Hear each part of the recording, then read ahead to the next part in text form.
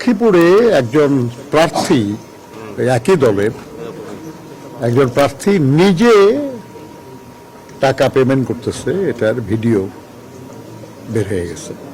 এরপরে বিভিন্ন জায়গায় আমাদের কাছে রিপোর্ট আছে, যে আমরা বলতে পারি আপনাদের, যে সৈয়দপুরের তো গেল, এটা চাঁপাইনবাবগঞ্জের শিবগঞ্জে টাকা বিতরণকালে হাতে নাতে একজন জামাতের নেতা আটক হয়েছে। সিরাজগঞ্জের কামারখন্দে ভোট কেনার সময় জনগণের হাতে জামাতের এক নেতা আটক, এবং সেখানে টাকার পরিমাণ প্রায় 63,000-এর মতো একদম পকেট থেকে বের করতেছে লোকরা আর কি, যে গেছে, মানে এমন লোকজনের কাছে যা বলেছে তার মধ্যে ভুল লোকের কাছে বলে ফেলছে বোধহয়। বরগুনা 2 পাথরঘাটা ইউনিয়নে টাকা এবং অস্ত্রসহ 2 জন আটক।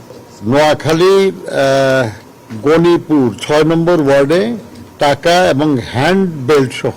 ময়মনসিংহ 1, এটা হলো ধোবাউড়া উপজেলা, সেখানে সাবান, শ্যাম্পু, তারপরে এগুলো বিতরণের সময় এটা বেআইনি, এখন এই মুহূর্তে তো প্রচারণা বন্ধ, এগুলোর জন্য আটক হয়েছে।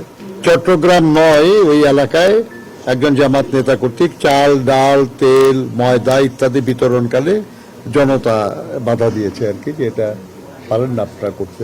রাজশাহীর গোদাগাড়ি থানায় 8 নম্বর ওয়ার্ডে আলিপুর গ্রামে টাকা নিয়ে ভোট কিনতে আসা জামাত নেতা জনগণের হাতে আটক। বাংলাদেশ খেলাফত মজলিসের প্রার্থী মুসলিউদ্দিন, ওনার পক্ষে অর্থ বিতরণকালে ওখানের একজন জামাত নেতা আটক। ফেনী 1-এ জামাত প্রার্থী এক নারী ভোটারকে টাকা দেওয়ার ভিডিও প্রকাশ, এটা আমাদের ভিডিও আমরা এখানে দিয়ে আসছি সেগুলো। তারাকান্দা ময়মনসিংহের, এখানে ভোটারদের টাকা দেওয়ার সময় জামাত নেতা জনতার হাতে আটক। তারপরে কক্সবাজারের রামু থানার কাওয়ার খোপে ইউনিয়নের 8 নম্বর ওয়ার্ডে জামাত সহসভাপতি এবং একটা মসজিদের খতিব মিস্টার হাসান, তিনি ভোট কেনার টাকা দেওয়ার সময় সেনা পুলিশ অভিযানে বিপুল পরিমাণ টাকা সহ আটক হয়েছেন। বগুড়া 4 কাহালু উপজেলার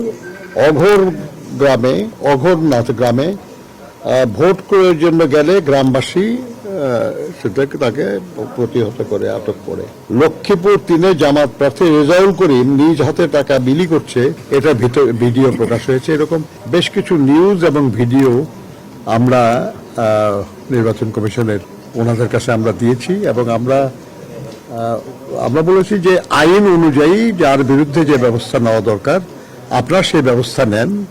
আপনারা জনগণকে একটু আশ্বস্ত করেন যে এই বিষয়টা আপনারা পছন্দ করেন না, এবং আর কেউ যেন এইটা না করে, সেটা যে দলেরই হোক, যাতে না করে কেউ, সেই জন্য আপনারা একটা হুঁশিয়ারি বার্তা আপনাদের তরফ থেকে যাক। কারণ আফটার অল মানুষ নির্ভর করছে যে নির্বাচন কমিশন এই ব্যাপারে শক্ত পদক্ষেপ গ্রহণ করবে। ওনারা বলেছেন আর কি যে তারা ব্যবস্থা নিচ্ছেন এই ব্যাপারে। আর আমরা পত্রিকায় দেখলাম, বেশ কয়েকটি পত্রিকায়, মানে যেটার খবরগুলি অনলাইনে আসে আর কি, সেখানে যে আমাদের সিনিয়র সচিব সাহেব নির্বাচন কমিশনের, তিনি বলেছেন ওই সৈয়দপুরের ঘটনার রেফারেন্সে যে 50 লাখ কেন, প্রয়োজনে 5 কোটি টাকা নিয়ে গেলেও এটাতে কোনো বাধা নাই। তো ব্যাপারটা হচ্ছে যে সবসময় তো সব কথা একরকম হয় না। এই সময়ে যদি সবসময় সবই এরকমই হয়, তাহলে কেন বললেন যে বিকাশে 1,000 টাকার বেশি পাঠানো যাবে না? কেন বললেন আপনারা যে বিকাশে একদিনে 10,000 টাকার বেশি পাঠানো যাবে না? উদ্দেশ্য আছে তো একটা, নাকি? এই সময়ে যাতে ভোট কেনা বেচার জন্য এই টাকা এইভাবে বিলি না হয়, সেই জন্য তো বলা হয়েছে। তো যদি সেটা সত্য হয়, তাহলে অন্য সময়ের যে কথা, যে 5 কোটি না 50 কোটি ইত্যাদি আপনি বিলি করলে কোনো বাধা নাই, এটা তো বলার দরকার কি আপনার? কি প্রয়োজন বলার আর কি আপনার?